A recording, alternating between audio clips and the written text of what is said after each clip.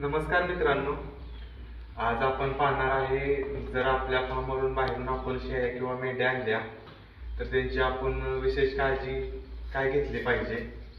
मित्रांनो, आपण जर आपल्या फार्मवरून बाहेरून शेळ्या मेंढ्या आणल्या तर एक सुरुवातीला 8 ते 15 दिवसापर्यंत आपण ज्या फार्मवरून आणल्या त्या फार्मवर त्यांचं चाऱ्याचं नियोजन कसं होतं, त्यांच्या शेडचं नियोजन कसं होतं याची काळजी घेतली पाहिजे. जसं त्यांच्या तिकडचं शेडचं नियोजन होतं तसंच आपल्या इथं त्यांना ते आपल्याला नियोजन ठेवता आलं पाहिजे. त्यानं काय होणार आहे, त्यांच्या चाऱ्यामध्ये अचानक बदल होणार नाही. शेडचं जसं स्ट्रक्चर आहे तसं जर आपण त्यांना ठेवण्याचा प्रयत्न केला तर त्यांच्यावर जास्त ट्रेस येणार नाही.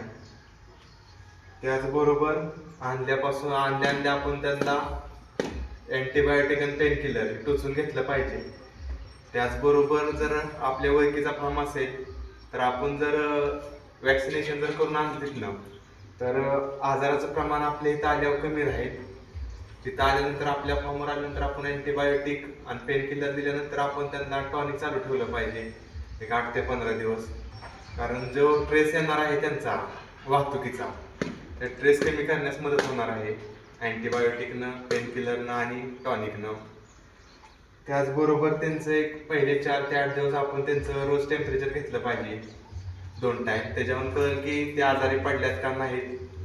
त्याचबरोबर आणल्यानंतर त्यांच्या चाऱ्याचं, खुराकाचं, सगळ्या गोष्टीचं जर व्यवस्थापन जर आपण चांगलं केलं तर आपण नवीन आणलेल्या आपल्या फार्मवरील शेळ्यांची किंवा मेंढ्यांची मरतूक होणार नाही आणि त्यांची वाढ पण होणार नाही. धन्यवाद.